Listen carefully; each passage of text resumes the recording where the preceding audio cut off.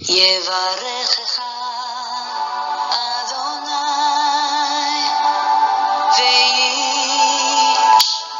וישמרך. 예바레크카 도나이 베이시메레카. 사랑하는 성도 여러분, 오늘 하루도 전지전능하신 임마누엘의 하나님께서 여러분에게 복을 주시고 여러분을 안전하게 지켜주시기를 축복합니다. 아멘. 할렐루야. 2023년 또 1월 2일 오늘도 우리 코에 새 호흡을 불어넣어 주신 창조주 하나님 여호와를 송축합니다. 우리에게 죄와 허물로 죽었던 우리 인생들에게 영원한 생명을 주시기 위하여 이 땅에 오신 예수 그리스도 그 존귀하신 이름을 찬양합니다. 오늘도 우리 속에서 열심으로 일하시며 우리 예수 그리스도의 장성한 분량으로 우리를 이끌어 가시는 성령님의 놀라운 은혜와 은총을 찬양합니다. 사랑하는 성도 여러분, 새해 복 많이 받으시기 바랍니다. 오늘은 2023년 1월 2일 월요일입니다. 하나님께서 올해도 또 우리와 함께 하셔서 하나님의 말씀을 배우는 이 시간에 함께 하셔서 도와주시고 깨달음을 주셔서 이 우리의 영혼의 양식이 되는 이 말씀을 통하여 우리의 영이 새로워지고 우리의 신앙과 인격이 새로워져서 이제 잠깐 후면 만나게 될 우리 주 예수 그리스도를 꼭 닮은 모습으로 변화되어져 가는 그런 역사가 저와 여러분에게 일어나기를 주님의 이름으로 축원합니다. 오늘 1.189 성경 장별 강해 오늘은 136번째 시간으로 민수기 19장 말씀을 함께 공부하도록 하겠습니다. 오늘 제목의 말씀은 붉은 송아지로 정결케 하는 잿물 제조법. 자, 이것을 정결수라고 하는데요. 이 붉은 암송아지를 태워서 그 가루를 가지고 이 물에다가 섞어서 정결수라고 하는 이 부정하게 된 사람을 정결케 할 때 부정케 된 사람을 정결케 할 때 사용하는 정결수를 어떻게 만드는지 하나님께서 명령하시고 그 제조법을 말씀하십니다. 왜 갑자기 느닷없이 이 정결수에 대한 얘기가 나오냐면요. 우리가 잘 아는 바와 같이 이 고라 일당에 의해서 이 반역자 고라에 의해서 이 고라와 또 이 일에 동참했던 일당들이 죽임을 당하고 그리고 250명의 지휘관들이 또 불에 타서 죽는 그런 비극적인 일이 있게 되고 그 다음에 전염병으로 말미암아 14,700명이 또 죽임을 당하고 그리고 이 열 정탐꾼 40일 동안 가나안 땅을 정탐한 후에 10명의 정탐꾼이 부정적인 보고를 함으로 말미암아 그 일에 그렇게 참여했던 하나님을 원망하고 불평하는 일에 참여했던 이 수많은 사람들, 그렇죠? 총 우리가 계산을 해봤을 때 60만 3,550명이었는데, 그렇죠? 이 중에서 60만 3천, 그렇죠. 3,550명. 60만 3,550명 중에서 두 사람 빼고 나면 60만 3,548명. 그렇죠. 이 많은 사람들이 서서히 죽어가기 시작했습니다. 그렇죠. 그래서 고라의 일당도 죽고, 그 다음에 250명 지휘관들도 죽고, 14,700명이 전염병으로 죽고, 그리고 이 부정적인 보고의 영향을 받아 하나님과 모세를 향하여 원망 불평하던 이 사람들이 광야에서 한 사람 죽어가기 시작했습니다. 자, 그러니 자연스럽게 이 남아있는 사람들은 이 죽음과 마주할 수밖에 없었고 또 죽음을 이렇게 가까이 한 사람, 만진 사람, 장례식을 치르는 사람은 당연히 하나님 앞에 부정케 되는 거죠. 그러다 보니 이 부정케 된 자들, 이 시체로 말미암아 부정케 된 자를 정결케 해야 하는 일이 이제 다반사로 일어난 것입니다. 그래서 하나님께서 이 붉은 암송아지 젤을 가지고 이 물에다가 섞어서 정결수를 만들라. 그리고 이것을 어떻게 만드는지 제조법과 사용법, 그리고 이 정결수를 사용했던 사람들이 어떻게 후처리를 해야 하는지 이런 부분들을 쭉 다루고 있습니다. 그래서 오늘 우리 민수기 19장에서는 주로 이런 이야기, 이 정결수 만드는 그 제조법과 사용법, 그리고 이것 사용했던 사람들이 어떻게 처리를 해야 하는지 이런 내용들을 가지고 또 이곳에 이 말씀에 담겨 있는 영적 원리들, 예수 그리스도와 어떤 관련이 있는지를 우리 하나하나 살펴보는 시간을 가지도록 하겠습니다. 자, 오늘 19장 들어가기 전에 우리 작년 12월 말에 공부했던 18장 내용 우리 제목만 잠시 살펴보고 지나갑니다. 이 18장의 제목은 레위인의 직무와 주어진 분기가 기업이었습니다. 그렇죠. 이 아론도 레위 지파고, 그죠? 그래서 아론과 그 아들들, 이 제사장의 직무, 그리고 그들의 유업, 하나님이 어떤 유업, 어떤 기업을 주셨는지 살펴봤고, 그 다음에 레위인들, 그렇죠. 레위인들, 이 제사장을 도와서 하나님의 이 성막의 직무를 담당해 했던 이 레위인에게 하나님께서 어떤 직무를 부여하시고 그리고 그들에게 어떤 유업을 주시겠다고 말씀하셨는지 그 내용을 살펴보았습니다.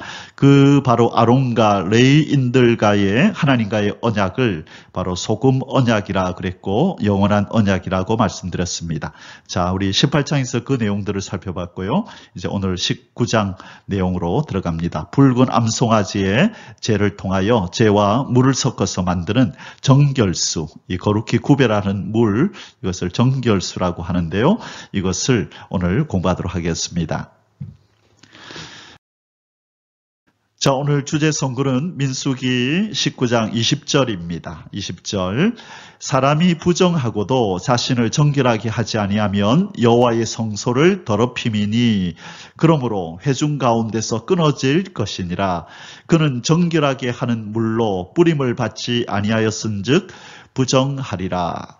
자, 성경에 나오는 이런 내용들은 우리가 이런 내용들을 대할 때 어떤 사건이 제일 먼저 떠오르나요?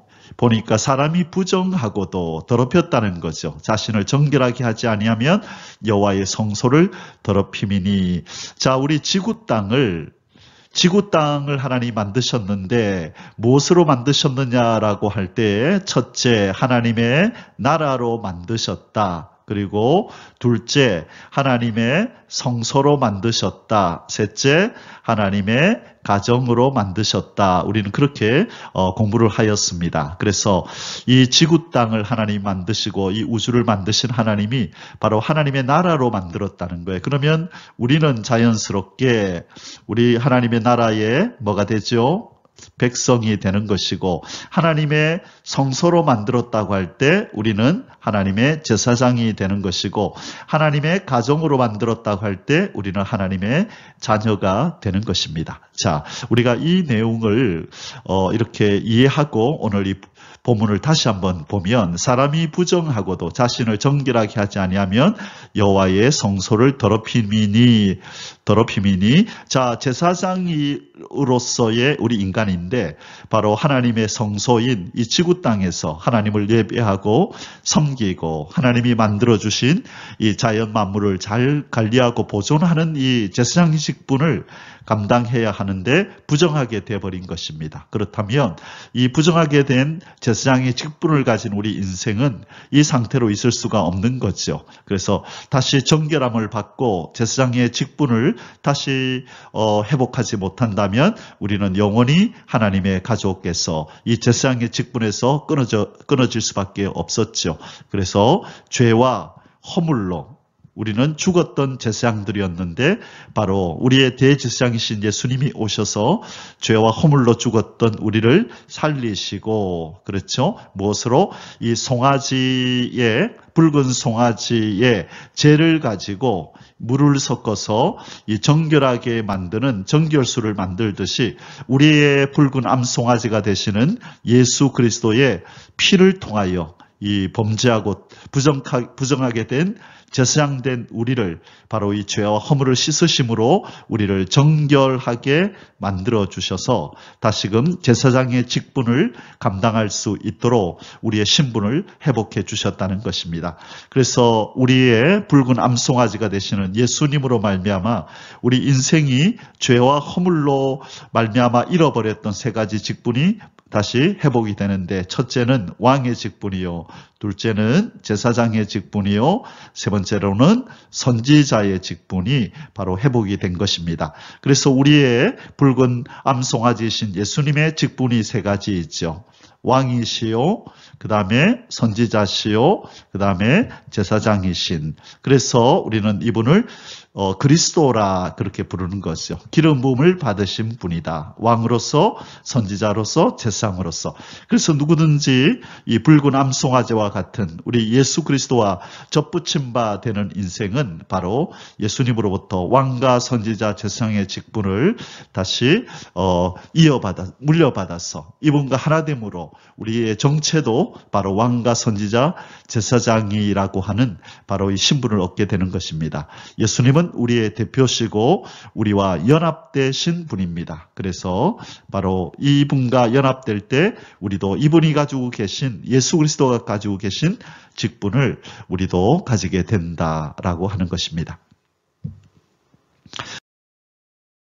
오늘 민수기 19장의 소주제들은 아래와 같습니다. 첫째, 붉은 암송아지로 부정을 정결케 하는 잿물 정결수 제조법. 자, 정결수를 만드는데 잿물, 누구의 죄를 가지고 붉은 암송아지를 그렇게 태워서 죄를 만들어서 그 죄와 물을 합쳐서 정결수를 만든다. 그 제조법에 대해서 1절에서 10절에서 말씀하고요. 두 번째는 잿물 정결수 사용법. 자, 이렇게 만든 정결수를 어떻게 사용하는가. 이제 등장하는 그 내용이 뭐냐면 시체로 인하여 부정케 된 자를 정결케 함. 11절에서 19절. 아까 말씀드렸죠. 왜 갑자기 이 시체라는 이 어떤 주제가 나오는지. 그렇죠? 그래서 고라 일당의 죽음, 그리고 250명의 지휘관의 죽음,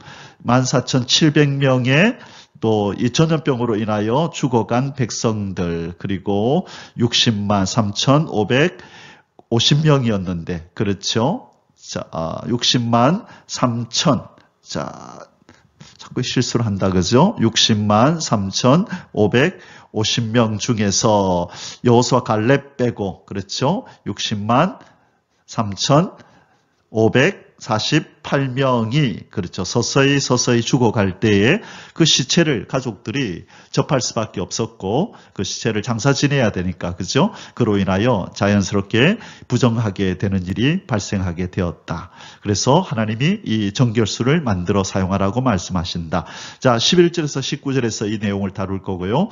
세 번째로, 부정케 된 자가 자신을 정결하게 하지 아니할 때 조치 방법. 자, 부정하게 되었음에도 불구하고 이 정결수를 통하여 자기를 정결하게 하지 아니하면 하나님이 이 사람을 어떻게 조치하라고 말씀하시는지 그 부분에 대한 내용이 20절에서 22절에 나옵니다. 오늘 이 세 가지 주제를 가지고 민수기 19장을 공부하도록 합니다. 첫째, 이제 본론입니다. 첫째, 붉은 암송아지로 부정을 정결케 하는 잿물 정결수 제조법. 자, 붉은 암송아지를 태워서 죄를 만들어서 거기에다가 물을 섞어서 바로 정결수를 만들게 되는 것입니다. 어떻게 만들려고 하는지 우리 본문 속으로 들어가 보겠습니다. 1번, 모세에게 정결케 하는 잿물을 만들라고 명하시는 여호와 하나님. 자, 1절에서 2절 앞부분까지입니다. 여호와께서 모세와 아론에게 말씀하여 이르시되 여호와께서 명령하시는 법의 율례를 이제 이르노니. 자, 법의 율례, 무엇을 만드는? 정결수를 만드는 그 법을 내가 이제 너희한테 말해주마라고 말씀하십니다. 2번, 이스라엘 자손에게, 자, 이제 이 붉은 송아지를 가져오는데 조건이 뭐냐? 흠이 없고 아직 멍에를 매지 아니한 붉은 암송아지를 모세에게 끌고 오도록 명하시는 여호와 하나님. 자, 조건이 두 가지다, 그죠? 흠이 없어야 하고, 자, 그 다음에 멍에를 매지 아니해야 되고, 그리고 이제 붉은 암송아지. 크게 이 조건이 세 가지네요. 그죠? 붉은 암송아지여야 하고, 그 다음에 흠이 없어야 하고, 그 다음에 멍에를 메어보지 아니한 송아지를 끌고 와서 이 제를 만들라고 말씀합니다. 자, 2절 뒷부분입니다. 이스라엘 자손에게 일러서 온전하여 흠이 없고 아직 멍에에 매지 아니한 붉은 암송아지를 내게로 끌어오게 하고. 자, 사랑하는 성도 여러분, 이스라엘 백성, 하나님의 백성에게 요구되는 그 삶을 한 단어로 꼭 집어서 얘기를 하자면 바로 거룩이다. 그죠? 왜? 거룩하신 하나님, 거룩하신 하나님의 백성이기 때문에 반드시 내가 거룩하니 너희도 거룩하라고 그렇게 요구하시잖아요. 그래서 이스라엘 백성들의 삶은 어떠해야 하느냐고 묻는다면 거룩해야 합니다라고 이 거룩이라는 단어를 사용할 수 있는 거죠. 자, 그런데 거룩하지 못하고 부정하게 된 사람을 다시 거룩하게 하려면 바로 그 거룩하게 하는 도구가 흠이 없어야 하는 것입니다. 그래서 이 정결수를 만드는 데 사용하는 이 재를 만들기 위해서 송아지를 끌어오는데 붉은 암송아지는 반드시 온전하여 흠이 없어야 한다라고 이렇게 강조를 하고 있습니다. 바로 이 흠이 없다라고 할 때 이 붉은 암송아지가 예수 그리스도를 의미한다라고 할 때 우리는 이 예수님의 흠 없으심을 어느 구절에서 우리는 그렇게 발견할 수 있죠. 베드로전서 1장, 자, 우리가 잘 아는 구절입니다. 베드로전서 1장 18절, 1장 18절에서 19절에 보면 이 예수님의 우리의 붉은 암송아지 되시는 예수님의 흠이 없음을 말씀하지요. 18절에 뭐라고 말씀하셨냐면 너희가 알거니와 너희 조상이 물려준 헛된 행실에서 대속함을 받은 것은 그 은이나 금같이 없어질 것으로 된 것이 아니요 오직 흠 없고 점 없는 뭐 없고 뭐 없는 흠 없고 점 없는 어린 양 같은 그리스도의 보배로운 피로 된 것이니라 라고 그렇게 말씀합니다. 자, 그래서 우리의 어린 양, 우리의 암송아지 되시는 예수님은 흠도 없고 점도 없다라고 베드로전서 18장 19절에서 말씀하고 있습니다. 자, 바로 이 예수님의 예표가 흠 없고 점 없는 이 아직 멍에 매지 아니한 이 붉은 암송아지가 되는 것입니다. 자, 사랑하는 성도 여러분, 나중에 결론에 가서 이 부분을 좀 더 다루게 될 텐데요. 바로 이 흠없고 점없는 이 붉은 송아지에 대해서 직접적으로 또 말씀하시는 신약의 구절이 있습니다. 자, 히브리서에 보면요. 히브리서 9장 11절에서 12절에 보면 바로 이런 말씀이 있습니다. 그리스도께서는 장래에 좋은 일의 대제사장으로서 오사 손으로 짓지 아니한 것 곧 이 창조에 속하지 아니한 더 크고 온전한 장막으로 말미암아 염소와 송아지의 피로 하지 아니하고, 자, 염소의 피로 하지 않았고 송아지의 피로도 하지 아니하고 오직 자기의 피로 영원한 속죄를 이루사 단번에 성소에 들어가셨느니라. 13절에 보면요. 자, 뒷부분 계속 볼게요. 13절에 염소와 황소의 피와 및 암송아지의 죄를 부정한 자에게 뿌려 그 육체를 정결하게 하여 거룩하게 하거든. 자, 13절에서 이 부분을 지금 오늘 이 민수기 19장 2절의 말씀을 분명하게 말씀하고 있습니다. 어디에서요? 히브리서 9장 13절에서 오늘 바로 이 암송아지 이야기를 하고 있는데요. 다시 읽자면 염소와 황소의 피와 및 암송아지의 죄를 부정한 자에게 뿌려 그 육체를 정결하게 하여 거룩하게 하거든. 하물며 영원하신 성령으로 말미암아 흠없는 자기를 하나님께 드린 그리스도의 피가 어찌 너희 양심을 죽은 행실에서 깨끗하게 하고 살아계신 하나님을 섬기게 하지 못하겠느냐. 자, 14절까지 읽었습니다. 그래서 히브리서 9장 11절에서 14절에 보면 바로 이 붉은 암송아지 이야기가 나온다는 것입니다.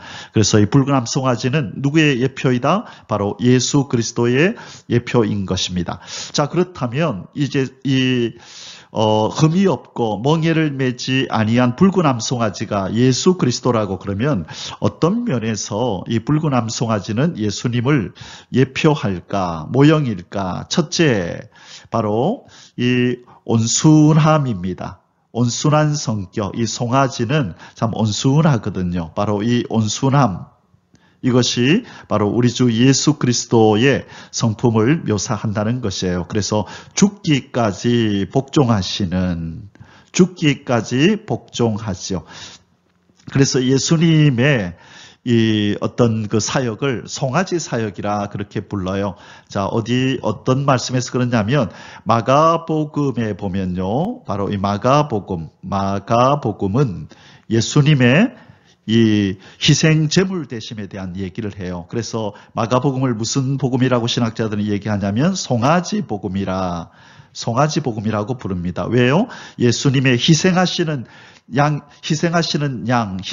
송아지이신 예수님에 대해서 아주 많은 부분을 할애하고 있기 때문에 마가복음을 송아지 복음이라고 한다는 것입니다. 참고로 알아놓으시면 도움이 되겠습니다. 자, 그래서 이 붉은 암송아지가 예수님을 예표하는 것은 첫 번째 온순함.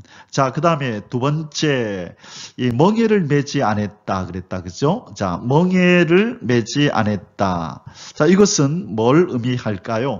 이 죄에 오염되지 않은 예수님의 순결성을 의미합니다. 자, 죄로 오염되지 않은 예수님의 순결성을 의미한다. 자, 그렇게 우리가 이해할 수 있겠습니다. 그래서 멍에 매지 않고 흠이 없다. 자, 멍에 매지 않고 흠이 없다. 그렇죠. 멍에도 매지 않고 흠이 없는 것. 이것은 바로 죄에 오염되지 않은 순결한 예수님을 의미한다. 자, 온순한 것은 죽기까지 복종하시는 예수님의 모습. 멍에를 매되 그 다음에 흠이 없는 모습은 죄로 오염이 되지 않은 예수님의 순결성을 의미하고, 그리고 붉은이라고 그랬죠. 이 붉다라고 하는 것은 자, 붉은 암송아지잖아요. 자, 그러면 붉은 것은 무엇을 의미하느냐? 이 피 색깔이잖아요. 붉은 암송아지는 대속을 위해 흘리시는 예수 그리스도의 바로 피를 상징한다. 그렇게 우리가 이해하면 되겠습니다. 자, 그래서 이 붉은 암송아지의 제가 정결의식에 사용이 되는 것은 바로 십자가의 고난을 통해서 사람의 죄를 사하시고 깨끗하게 하신 예수 그리스도의 사역을 의미한다. 바로 이 붉은 암송아지의 사역은 바로 예수 그리스도의 구속 사역을 의미한다. 우리가 그렇게 결론을 맺고 오늘 말씀을 계속 보도록 하겠습니다. 3번, 백성들이 끌고 온 붉은 암송아지를 제사장 엘르아살에게 주어 진영 밖으로 끌어내어서 자기 목전에서 잡게 하는 모세. 자, 3절입니다. 너는 그것이 뭐죠? 붉은 암송아지를 제사장 엘르아살에게 주어. 제사장 엘르아살은 아론의 셋째 아들 에게 줄 것이요. 그는 그것을 진영 밖으로 끌어내어서 자기 목전에서 잡게 할 것이며, 자, 원래 제사 드릴 때, 그죠? 이 소나 염소나 이것은 그 회막 안에서, 마당에서 잡아가지고, 그렇죠? 번제단에 올리고 그렇게 했었는데, 왜 이 정결수를 만드는 붉은 암송아지는, 바로 정결수를 만드는 붉은 암송아지는 진영 밖으로 끌어내라, 가져가서 밖에서 그렇게 잡으라고 했을까요?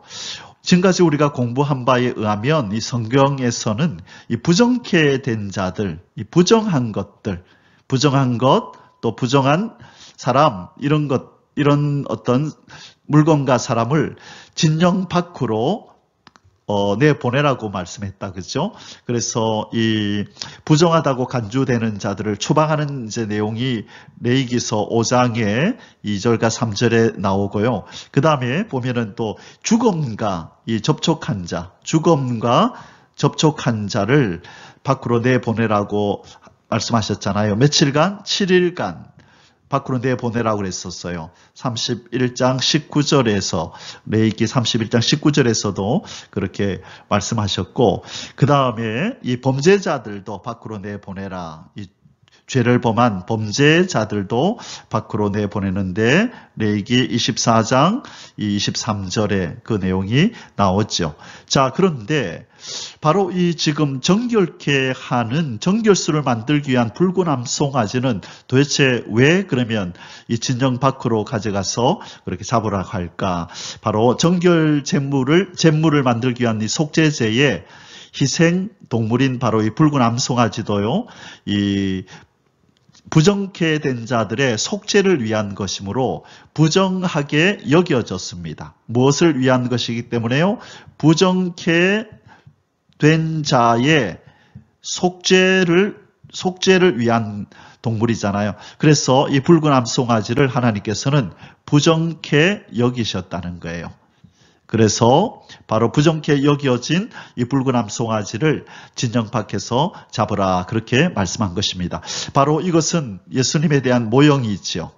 그렇죠? 어디에서 그 말씀을 하시나요? 히브리서 13장 11절에서 13절까지의 바로 이 내용이 나온다라고 앞에서 누차 말씀드렸어요. 히브리서 13장 11절에 이는 죄를 위한 짐승의 피는 대제사장이 가지고 성소에 들어가고 그 육체는 영문 밖에서 불사름이라. 그러므로 예수도 자기 피로서 백성을 거룩하게 하려고 성문 밖에서 고난을 받으셨느니라. 그런즉 13절에 우리도 그의 치욕을 짊어지고 영문 밖으로 그에게 나아가자. 성문 밖, 영문 밖. 자, 그래서 예수 그리스도도 바로 예루살렘 성이 아니라 그 성 밖에서 십자가에 못 박혀 죽으셨죠. 왜냐하면 우리 죄인들을 위하여 죽으시는 속죄 제물이시잖아요. 그래서 바로 이 붉은 암송아지가 사람들을 정결하기 위해서 죽는 이 송아지도 부정하게 여겨져서 진영 밖에서 잡았듯이 바로 죄인들을 위하여 죽으시는 예수 그리스도도 하나님께서 부정하게 여겨서 예루살렘 성 밖으로 내보내신 것입니다. 예수님은 그분이 죄가 있어서 부정하게 여겨진 것이 아니라 이 이사야 53장 6절 말씀처럼 우리는 다 양 같아서 그릇 행하여 각기 제 길로 갔거늘 여호와께서는 우리 무리의 죄악을 그에게 담당시키셨도다. 그래서 우리의 죄 때문에 예수 그리스도께서 부정하게 여겨진 것입니다. 4번, 붉은 암송아지를 잡은 엘르아살은 손가락에 피를 찍어 회막 앞을 향하여 7번을 뿌림. 자, 4절입니다. 제사장 엘르아살은 손가락에 그 피를 찍고 그 피를 회막 앞을 향하여 7번 뿌리고. 자, 이 진영 밖에서 잡은 이 송아지의 피를 회막 앞을 향하여 이렇게 뿌렸다는 것은 이 회막에 계시는 하나님을 향하여 이렇게 뿌렸다라고 우리가 여길 수 있습니다. 그래서 이 피가 하나님이 명하여 잡으라 하신 이 피가 하나님과 관련이 있습니다. 이 피는 하나님과 관련이 있습니다. 하나님께서 행하고자 하시는 이 부정한 자를 정결케 하는 이 사역과 관련이 있는 피입니다 라고 하는 것을 이렇게 공식적으로 이렇게 사람들에게 알리고 또 하나님께도 하나님 이 피로 말미암아 정결케 하는 사역을 하나님 말씀하신 대로 이루어 주소서. 그래서 구원의 길이 바로 이 피에 있음을, 하나님과 연결되어 있음을 알리는 행위로 이 회막 앞을 향하여 하나님이 임재해 계시는 회막 앞을 향하여 7번 뿌린다. 그렇게 우리가 이해할 수 있겠습니다. 5번, 붉은 암송아지를 자기 앞에서 불사르게 함과 동시에, 자, 여기서 자기라고 하는 것은 엘르아살이죠. 아론의 아들. 자기 목전에서 불사르게 함과 동시에 백향목과 우슬초와 홍색 실을 불 가운데 던져 함께 불사르게 함. 자, 5절에서 6절 본문을 읽고 왜 이 송아지를 불사를 때에 백향목과 우슬초와 홍색 실을 함께 불 가운데 던져서 함께 불사르게 하는지 한번 살펴보겠습니다. 5절에서 6절입니다. 그 암소를 자기 목전에서 불사르게 하되 그 가죽과 고기와 피와 똥을 불사르게 하고 동시에 제사장은 백향목과 우술초와 홍색실을 가져다가 암송아지를 사르는 불 가운데 던질 것이며, 자, 여기 백향목과 우술초와 홍색실을 함께 가져다가 암송아지와 함께 불사르라, 그렇게 말씀합니다. 자, 우리가 잘 아는 것처럼 이 백향목이 상징하는 것은 뭐지요?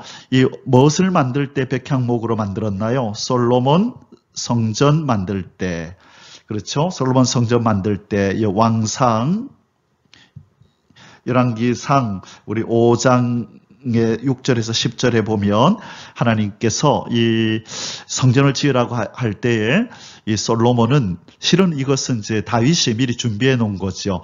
레바논의 그 백향목, 이제 백향목으로 유명한 곳은 레바논이었죠. 그래서 레바논의 백향목을 미리 준비해 놓고 솔로몬이 이 백향목으로 성전을 짓게 한 거죠. 자, 이것은 이 백향목이라고 하는 것은, 이것은 생명의 영원성을 상징한다고 합니다. 이 생명의 영원성, 그러니까 영생이다, 그죠? 영생을 상징하는, 오래오래 사는 것을 상징하는, 생명의 영원성을 상징하는 것이 바로 백향목이고, 우술초는 우리가 잘 아는 것처럼 우술초와 관계된 날은 무슨 날이죠? 바로 유월절이죠. 유월절 때 어린 양을 잡아서 문지방과 문설주에 피를 바를 때 뭘 가지고 발랐나요? 우술초에다가 피를 묻혀서 이렇게 뿌렸잖아요. 그죠? 바로 이 뿌리는 솔 역할을 했었습니다. 솔 역할을 했던 게 우술초죠. 그래서 바로 이 우술초는 무엇을 의미할까요? 죽음으로부터 생명을 구원하는 역할이었다. 그죠? 이 죽음을 면하게 하는 바로 이 사건과 관련된 바로 이 속죄의, 그렇죠? 속죄의 의미가 있겠다. 그죠? 그래서 바로 이 우술초가 속죄와 관련해서 나오는 구절이 어디에 있냐면 시편 51편 7절에 보면 다윗이 이 밧세바와 범죄한 이후에 하나님 앞에 이렇게 기도하죠. 우술초로 나를 정결케 하소서라고 이렇게 울부짖는 장면이 나옵니다. 자, 그래서 이 우술초는 바로 속죄, 정결케 하는 바로 그런 초다, 그런 식물이다, 그런 상징성을 가지고 있습니다. 자, 그리고 세 번째로 마지막으로 홍색실은 무슨 상징을 가지고 있냐면요. 자, 이거 원래는 빨간 것이 아니었는데 이게 물을 들인 거죠. 이 빨간 물을 들였는데요. 빨간 물을 들임. 자, 이 빨간 물은 뭐 어디서 나왔다고 사람들은 이제 이렇게 얘기하냐면요. 이 중동 지역에 이 특별한 어떤 이런 그 주홍색 물을 들이는 물감이 있었답니다. 이것은 이 중동 지역의 어떤 참나무에서 이렇게 기생하는 기생충의 알에서, 어떤 기생충의 알에서 그렇게 얻은 선명한 주홍색 어떤 그런 물감이 있는데요. 그 주홍색 물감을 가지고 바로 이 물을 들인 그런 실이 바로 이 붉은 홍색 실이라고 합니다. 이것은 아주 값비싸게 여겨졌다고 합니다. 그래서 이것은 무엇을 의미하느냐? 홍색실은 이 강력한 생명력을 이거는 상징한답니다. 한번 물이 들으면 빠지지 않는, 이것도 강력한 생명력. 자, 우리 아까 저기 그 백향목은 무엇을 상징했다 그랬죠? 생명의 영원함을 상징했고, 우술초는 속죄를 의미했고, 그리고 이 홍색실은 이 강력한 생명력을 의미한다, 그렇게 얘기한다는 것입니다. 자, 그래서 바로 백향목과 우술초와 홍색실을 암송아지와 함께 불사른다고 하는 것은 바로 이 속죄제를 위해서 이렇게 암송아지를 태워서 제를 만드는 이 일과 바로 이 각각의 이 백향목과 우술초와 이 홍색실이 가지고 있는 상징적 의미가 함께 어우러져서 하나님께서 이 붉은 암송아지의 죄를 섞은 그 물로서 정결하게 할 때에 그 생명이 영원하고 죄가 속해지고 강력한 생명력이 그에게 부여된다라는 의미로 하나님께서 하나님께서 이렇게 했을 것이라고 말씀합니다. 자, 그래서 이스라엘 사람들이 하나님께서 이렇게 명령하셨을 때 이것은 이런 의미가 있구나라고 그들도 아마 짐작할 수 있었을 것입니다. 6번 제사장은 자기 옷을 빨고 물로 몸을 씻은 후에 진영에 들어갈 것이나 저녁까지 부정함. 7절에서 8절입니다. 제사장은 제사장 엘르아살이죠. 자기 옷을 빨고 물로 몸을 씻은 후에 진영에 들어갈 것이라. 그는 저녁까지 부정하리라. 자, 왜 제사장이 이렇게 부정한 자로 지금 여겨지나요? 이 죄를 전가받은, 그렇죠? 이 희생제물로 죽은, 바로 진 밖으로 이끌어내어져서 불태워서 이렇게 죽임을 당한 이 붉은 송아지를 다루었잖아요. 그렇죠? 그래서 이 붉은 송아지를 부정케 여겨서 진 밖으로 데리고 나갔죠. 그런데 이 부정케 여겨진 이 송아지를 제사장이 만지고 다루었잖아요. 그러니까 자연스럽게 제사장도 부정하게 여겨져서 자기 옷을 빨고 몸을 씻은 후에 진역에 들어가야 된다. 이 규정을 하나님께서 말씀하신 것입니다. 자, 8절입니다. 송아지를 불사른 자도 자기의 옷을 물로 빨고 물로 그 몸을 씻을 것이라. 그도 저녁까지 부정하리라. 자, 송아지를 불사른 자도 결국 부정하게 여겨지는 붉은 암송아지를 다룬 거죠. 제사장도 마찬가지고 불사른 자도 동일하게 부정하게 여겨져서 옷을 빨고 몸을 씻고 그리고 저녁까지 부정해진다는 것입니다. 자, 우리가 앞서 배웠던 이 레위기서 16장에 보면 26절 이하에 보면요. 아사셀 염소가 있었죠. 아사셀 염소. 이때도 이 아사셀 염소를 데리고 강야로 갔다가 돌아온 사람. 그렇죠? 강야로 갔다 돌아온 사람도 어떻게 했었나요? 씻고 그 사람도 이렇게 부정하게 여겨져서 이제 정결하게 되는 과정을 밟고 진 안으로 들어왔던 일이 있었죠. 그래서 지금 이 붉은 암송아지를 다루는 이 제사장 엘르아살과 송아지를 불사르는 일에 도왔던 협력자도 동일하게 부정하게 여겨져서 몸을 씻고 옷을 빨고 그리고 저녁까지 부정한 상태로 이렇게 있어야 되었던 것입니다.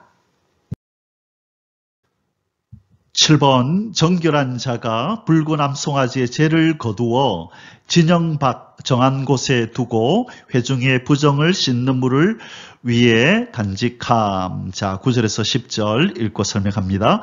이에 정결한 자가 암송아지의 죄를 거두어 진영 밖 정한 곳에 둘지니 이것은 이스라엘 자손 회중을 위하여 간직하였다가 부정을 씻는 물을 위해 간직할지니 그것은 속죄제니라. 자, 이 송아지의 죄를 거두는 사람이 따로 있다, 그죠? 누가 그렇게 해야 되냐면 정결한 자가 바로 송아지의 죄를 거두어서 이 진영 밖에 정한 곳에다가 두는 일. 자, 거두는 일, 그 다음에 어느 곳에 두는 일을 바로 정결한 자가 해야 된다는 거예요. 이것은 누가 하면 안 되죠? 바로 이 엘르아살도 하면 안 되고 불태웠던 자도 이 일을 해서는 안 되는 것입니다. 왜냐하면 부정하게 여겨졌던 붉은 암송아지를 다루었잖아요. 그래서 그 사람은 부정하게 된 사람이기 때문에 그것을 거두어서 정한 곳에 두는 일은 그들이 하면 안 되고 따로 정결한 자, 부정함에 어떤 결격 사유가 없는 자, 부정하다고 여겨지지 않는 어떤 사람이 죄를 거두어서 정한 곳에다 두어야 한다라고 말씀하고 있는 것입니다. 자, 10절 마저 읽겠습니다. 암송아지의 죄를 거둔 자도 자기의 옷을 빨 것이며 저녁까지 부정하리라. 이는 이스라엘 자손과 그 중에 거류하는 외인에게 영원한 율례니라. 자, 조금 전까지는 정결했는데 죄를 거두어 어느 정한 곳에 두는 이 행위를 함으로 말미암아 이 사람, 암송아지의 죄를 거둔 자도 이 부정케 되어버렸네요. 이 죄를 거두어서 이 정한 곳에 두었다는 이 행위 때문에 그래서 그도 자기 옷을 빨고 저녁까지 부정하게 되어야 한다. 자, 하나님께서 철저하게 그렇죠. 이 부정한 것은 부정한 것은 하나님의 진영으로 들어오지 못하도록 아주 엄히 명하십니다. 이것은 하나님이 무엇을 미워하신다는 거죠? 하나님은 이 죄를 미워하신다는 거죠. 죄를 미워하시고 죄와 가까이 할 수 없다는 것을, 이 죄와 가까이 할 수 없음을 아주 여실히 보여주는 바로 내용이 이렇게 이 송아지를 다루었던 엘르아살, 태웠던 자, 그리고 죄를 거두어서 정한 곳에 둔 자, 이 모든 자들을 하나님께서 부정하다라고 여긴다는 것입니다. 그래서 우리 하나님께는 부정하게 된 사람, 또 거룩하지 못한 자, 죄에 감염이 된 자들은 거룩하신 하나님의 임재 앞으로 나갈 수 없다. 그래서 의인은 없나니 하나도 없으며 다 부정한 자가 되고 하나님 앞에 나아갈 자가 없다라고 성경은 말씀하고 있는 것입니다. 자, 이제 두 번째 소수제를 공부하겠습니다. 잿물 정결수 사용법. 자, 무엇의 잿물로? 붉은 암송아지의 재로, 그죠? 재로 이 물과 섞어서 만든 것을 정결수라고 합니다. 자, 우리 아까 붉은 암송아지 태울 때 같이 태웠던 세 가지가 있었었죠? 기억나십니까? 백향목, 그 다음에 우슬초, 그 다음에 홍색 실, 그렇죠? 이 세 가지와 함께 태워서 재를 만들어서 이 물과 섞어서 정결수를 만들었는데, 자, 이것을 어디에 쓰느냐? 바로 시체로 인하여 부정케 된 자를 정결하게 할 때 사용한다는 것이에요. 자, 왜 시체 이야기가 나왔는지 제가 누차 말씀드렸죠? 그래서 고라 일당의 그 사망사건, 250명의 지휘관 사망사건, 또 14,700명의 전염병으로 인하여 죽은 이스라엘 백성들의 이 또 사망사건, 그리고 정탐꾼에 의해서 이 부정보고를 받고 이 10명의 정탐꾼이 부정적인 보고를 함으로 원망불평함으로 하나님께서 너희들은 들어가지 못하고 강에서 쓰러질 거다 해서 늘 어쩌면은 매일매일 많은 가정에서 사람들이 죽어나갔을 것입니다. 그래서 이 시체를 다루는 이 일이 매일매일 일어났기 때문에 하나님께서는 이 부정한 자가 정결케 되는 이 일에 아주 중요하다고 여겨서 정결수를 만들어서 그들을 정결케 하라고 말씀하셨다고 앞에서 얘기했습니다. 자, 우리 11절에서 19절에서 어떻게 시체로 인하여 부정케 된 자가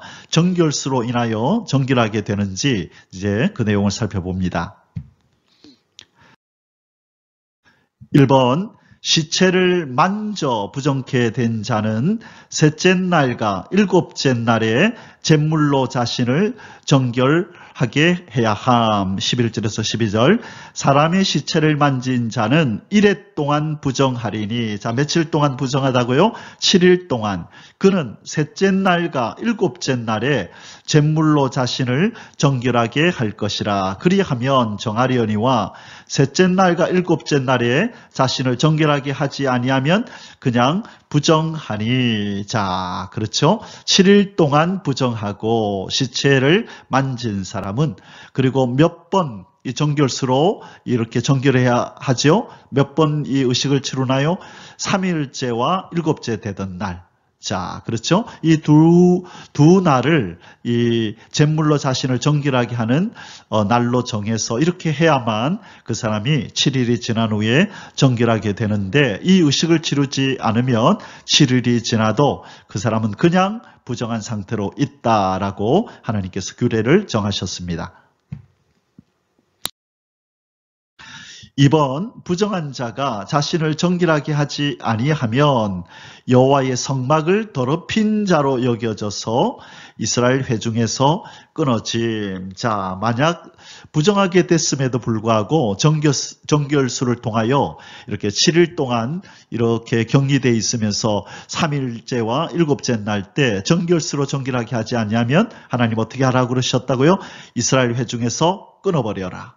내 백성 아니다, 이 말이죠. 아주 엄한 명령을 하고 계십니다. 13절, 누구든지 죽은 사람의 시체를 만지고 자신을 정결하게 하지 아니하는 자는 여호와의 성막을 더럽힘이라. 하나님의 임재에 계시는, 그렇죠? 거룩한 하나님의 성막을 더럽힌 것이라는 거예요. 그가 이스라엘에게서 끊어질 것은 정결하게 하는 물을 그에게 뿌리지 아니함으로 깨끗하게 되지 못하고 그 부정함이 그대로 있음이니라. 자, 사랑하는 성도 여러분, 이 정결하게 하는 물, 이 정결수를 가지고 이 사람에게 뿌렸다 한들, 그죠? 뿌렸다 한들 이것이 실제로 그 사람을 정결케 하는 그런 역사가 나타날까요?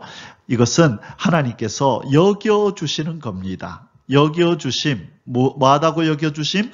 정하다고 여겨주시는 거예요. 이 물이 뭐길래 부정케 된 자를 씻겠습니까? 그렇죠? 하나님께서 명하신 대로 순종했다고 하나님께서 너는 정하다라고 여겨주시는 거죠. 마찬가지로 이 죄인이, 그렇죠? 죄인이 구원을 받는 일도 마찬가지입니다. 우리가 예수 그리스도를 믿는다는 것, 그죠? 예수님을 믿는다는 이것이 뭐길래, 이것이 예수님을 믿는다는 이 행위가 도대체 뭐길래 우리를 뭐라고 하나님이 여겨주시나요? 의인이라고 여겨주시죠. 그것을 우리는 뭐라 그래요? 여겨주심. 이것을 여겨주신다고 해서 칭의라 그러잖아요. 의롭다고 칭해줄게. 의롭다고 여겨줄게 이 말이죠. 뭐 했다고? 예수님을 믿었다고. 우리를 위하여 십자가를 지셔서 죄를 사하시고 그리고 율법을 다 지켜서 의를 획득하신 예수님을 우리가 믿는다는 것, 받아들이고 영접한다는 것 때문에 하나님이 우리를 의롭다고 여겨주시는 거예요. 그 원리가, 영적 원리가 바로 이 물을 2번 뿌렸다고 3일째 뿌리고 7일째 뿌렸다라고 너는 정하여졌다라고 여겨준다는 거죠. 그 원리가 바로 우리 주 예수 그리스도와 죄인된 우리와의 관계에서도 그대로 적용되어지는데 이것이 바로 칭의라고 하는 것입니다. 한번 장막에서 사람이 죽을 때의 법, 장막에 들어가는 자와 그 장막에 있는 자가 7일 동안 부정해진다. 자, 여기서 장막이라고 하는 것은 뭘 의미하냐면요. 이스라엘의 이 진을 얘기하는 겁니다. 장막을 치고 이스라엘 백성들이 이렇게 동서남북으로, 그렇죠? 성막을 중심해서 동서남북으로 지금 장막을 치고 살고 있잖아요. 그래서 그 장막, 사람들이, 이스라엘 백성들이 살고 있는 그 집안에서 사람이 죽을 때 장막에 들어가는 자와 그 장막 안에 있는 자가 7일 동안 부정해진다는 것이에요.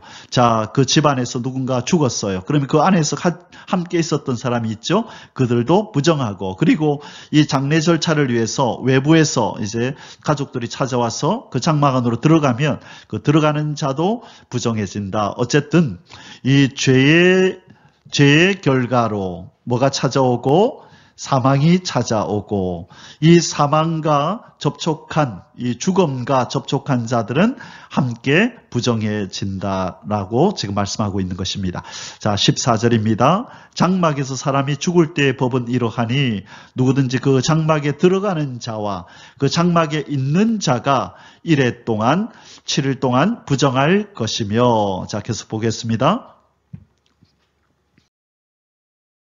4번, 죽은 시체 옆에 있는 뚜껑을 열어놓고 덮지 아니한 그릇은 모두 부정하게 여기다. 15절입니다. 자, 시체가 여기 이제 장막 안에서 사람이 죽었어요. 사람이 죽었는데 뚜껑을 이렇게 닫아놨다면 이것은 정결한 건데 뚜껑이 열려 있죠. 이것은 부정하다는 거예요. 뚜껑이 열려 있으면 부정하다라고 여기라는 것입니다. 자, 15절입니다. 뚜껑을 열어놓고 덮지 아니한 그릇은 모두 부정하니라.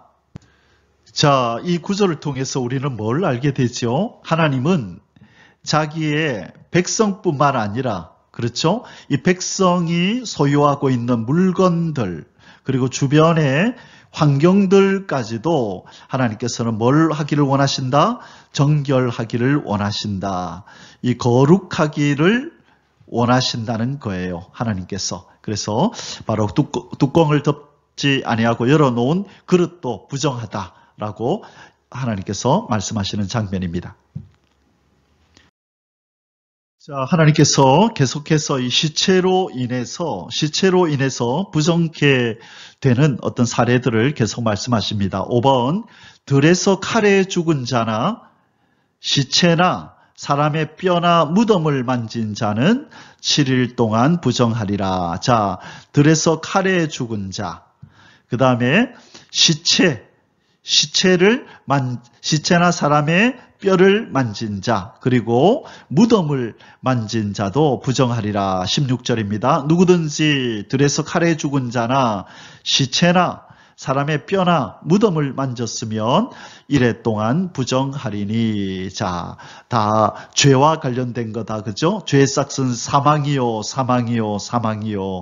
그렇죠? 들에서 칼에 죽었거나 이미 죽어서 송장이 되었거나 아니면 이제는 흙으로 돌아간 무덤만 있을지라도 그것을 만져도 부정하다라고 하나님께서는 지금 말씀하고 계신 것입니다. 자, 6번, 붉은 암송아지 재로 만든 정결수로 부정을 제하는 방법과 순서. 자, 그러면 아까 7일 동안 부정한 상태에 있을 때 며칠째에 정결수를 뿌리라 그랬죠? 3일째와 7일째. 그렇죠? 그렇게 해야만 정결해진다고 말씀하셨어요. 자, 그러면 어떻게 이 정결수를 뿌리는지 한번 살펴보겠습니다. 17절에서 19절.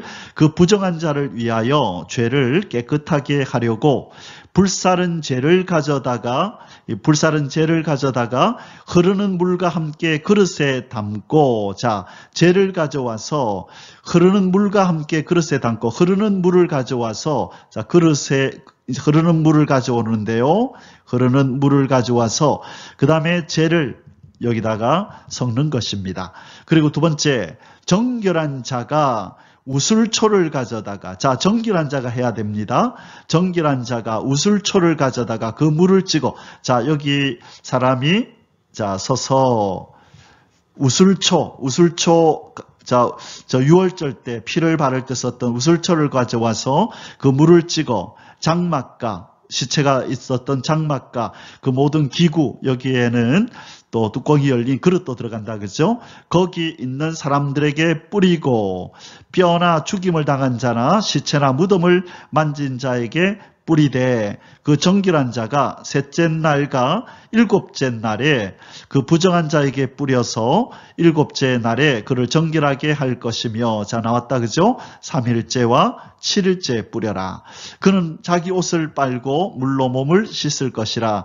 저녁이면 정결하리라. 이렇게 물을 뿌리는 사람도, 그렇죠? 또 부정하게 여겨진다고 말했어요. 아까 재를 가져와서 특별한 장소에 두는 사람도 그 재를 만졌다는 것 때문에 부정해졌는데, 이번에는 정결케 하는 물을 만진 사람도 부정하게 되어서 저녁까지 정결하게 된다. 자, 그래서 철저하게 하나님께서 이 죄가 얼마나 이 전염성이 강하고 죄와 접촉된 자가 얼마나 치명적으로 이 어떤 결과에 이르는지, 하나님과의 단절이 이루어지는지를 이런 규례들을 통하여서 하나님께서는 지금 엄하게 교훈하고 계신 것입니다.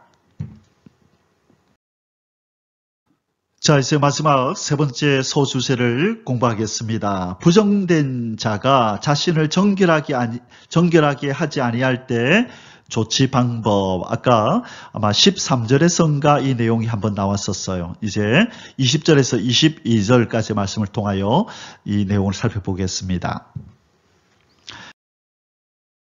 1번, 성소를 더럽힌 자이므로 이스라엘 회중에서 끊어지게 해야 하며 이것을 영구한 율례로 삼아야 한다. 자, 앞에서 한번 나왔죠?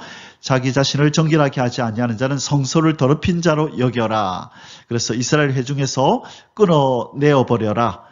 이것을 영구한 율례, 어느 기간 동안만 그렇게 하는 것이 아니라 영원한 율례로 이스라엘 백성들에게 하나님이 명하신 것입니다. 20절에서 21절 앞부분입니다. 사람이 부정하고도 자신을 정결하게 하지 아니하면 여호와의 성소를 더럽힘이니 그러므로 회중 가운데서 끊어질 것이니라. 이스라엘 백성 아니다는 것입니다. 그는 정결하게 하는 물로 뿌림을 받지 아니하였은즉 부정하리라. 이는 그들의 영원한 율례니라. 자, 사랑하는 성도 여러분, 이 지구 땅에는요, 지금 바로 이 영원한 율례가 지금도 집행이 되고 있습니다. 그것이 무엇인가요? 정결하는 물로 정결수로 뿌리지 않으면 어떻게 된다고요? 끊어진다는 거예요. 하나님의 백성에서 끊어진다고 말씀하죠. 이것이 무슨 말인가요? 하나님의 정결수가 뭐예요? 예수 그리스도의 피로서 뿌려지지 않는 자는 하나님으로부터 용서받지 못하고 끊어진다는 거예요. 하나님께로 갈 수가 없다는 거예요. 이 율례가 영원한 율례로 지금도 이 지구 땅에 우리에게 이 원리가 적용되고 있는 것입니다. 그러나 이 땅의 인생들은 이것을 모르죠. 이것이 영원한 율례라는 것을 모르는 거예요. 이것은 그냥 이스라엘 백성들에게만 한정된 그런 영적인 원리였다라고 생각하는데 아니요. 이것이 이제 신약시대에 사는 우리에게는 바로 이 정결수가 예수 그리스도의 보배로운 피고 이 피에 의해서 뿌림을 받아 정결함을 받지 못한 자는 이 하나님이 영원한 율례로 세우셨기 때문에 영원히 하나님과 하나 되는 역사가 나타나지 않는 것입니다. 영원히 하나님으로부터 버림을 받게 되는 것이죠. 바로 이 땅에 살고 있는 이 인생들은 이 하나님이 정하신 이 정결수의 원리를 저들은 알아야만 되는 것입니다. 장차 그들이 이 진리를 모르는 것이 얼마나 비극적인 결과를 초래하게 될지는 예수 그리스도께서 이 땅에 다시 오실 때에 아니면 그들이 죽어서 심판자이신 하나님 앞에 서게 될 때에 그들은 이 정결수 예수 그리스도의 피가 얼마나 보배로운 것이었는지 그때야 알게 될 것입니다. 여러분, 저 인생들은 이 정결수와 관계가 없는 것처럼 살고 있지만 언젠가 당황하고 황당하고 도대체 이런 일이 어떻게 일어날 수 있을까 하고 입을 막고 회개하고 울부짖고 후에 막심한 날을 저들은 당하게 될 것입니다. 우리는 하나님의 은혜를 받아 이 정결수의 이 필요성을 알고 이 정결수가 뿌려진 존재들입니다. 할렐루야. 우리는 하나님 앞에 감사해야 합니다. 우리가 지금 얼마나 존귀한 자리에 처했는지 우리도 잘 모르고 세상 사람도 잘 모르지만 그러나 주님이 나타나실 그때에 우리가 얼마나 존귀한 자인 줄 알게 될 것이라고 골로새서 3장 1절에서 4절에 그렇게 말씀하고 계신 것입니다. 자, 골로새서 3장 1절부터 4절까지 한번 보겠습니다. 그러므로 너희가 그리스도와 함께 다시 살리심을 받았으면 위의 것을 찾으라. 거기는 그리스도께서 하나님 우편에 앉아 계시느니라. 위의 것을 생각하고 땅의 것을 생각하지 말라.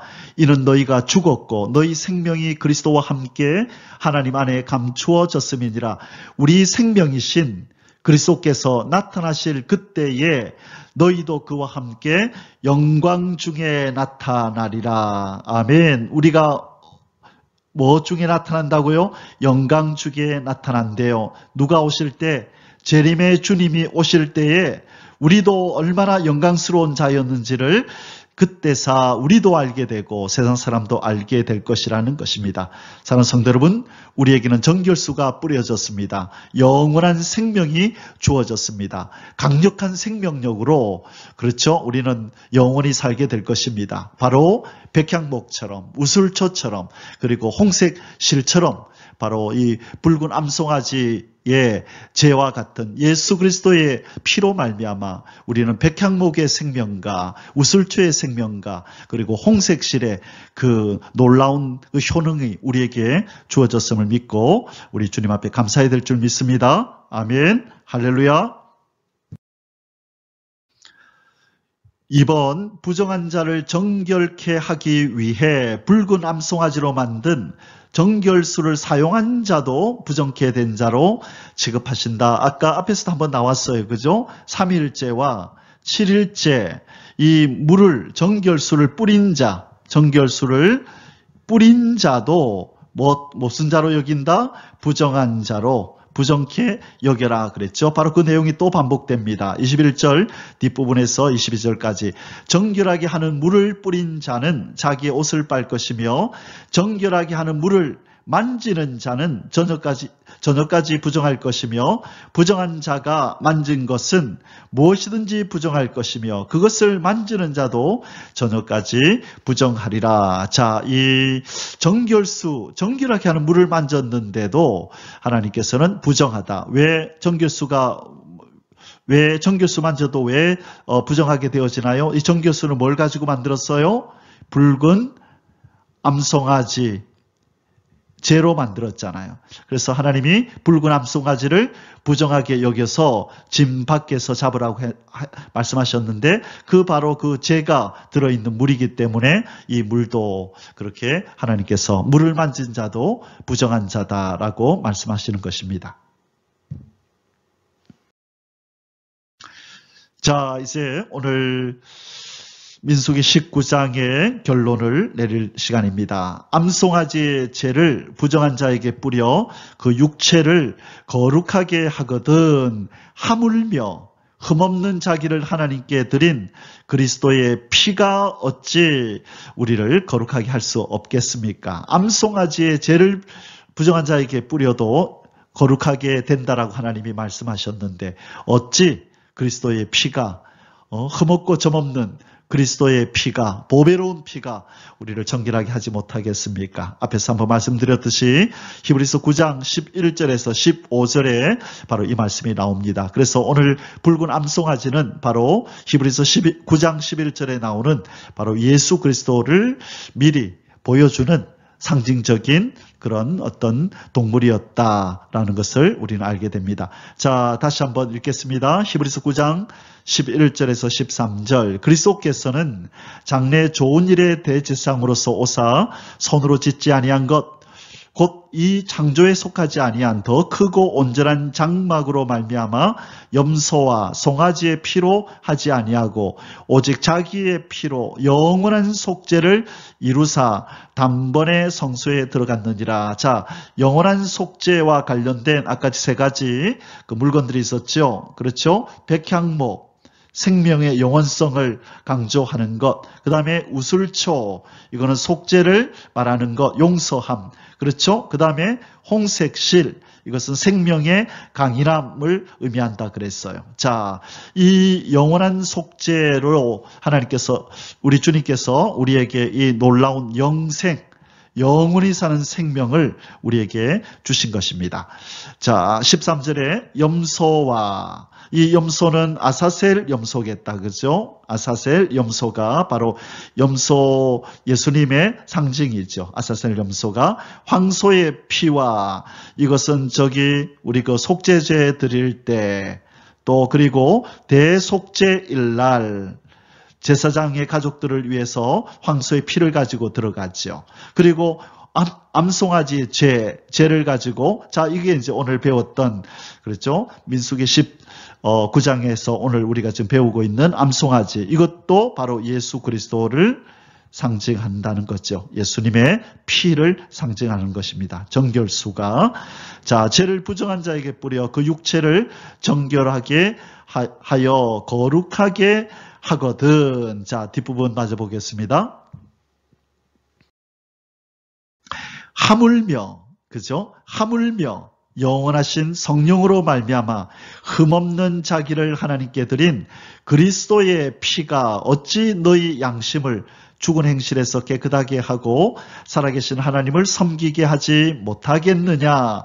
이로 말미암아 그는 새 언약의 중보자시니 그는 누구죠? 예수 그리스도는 새 언약의 중보자시니 이는 첫 언약 때의 범한 죄에서 속량하려고 죽으사. 자, 이 첫 언약 때 범한 죄라고 하는 것은 첫 번째는 아담의 죄를 의미하고요. 그 다음에 이 모세의 율법을 어긴 이스라엘 백성들의 죄를 또 의미하기도 합니다. 자, 첫 언약 때의 범한 죄에서 속량하려고 죽으사 부르심을 입은 자로 하여금 영원한 기업의 약속을 얻게 하려 하심이라. 아멘. 우리의 붉은 암송아지가 되시는 예수 그리스도를 찬양합니다.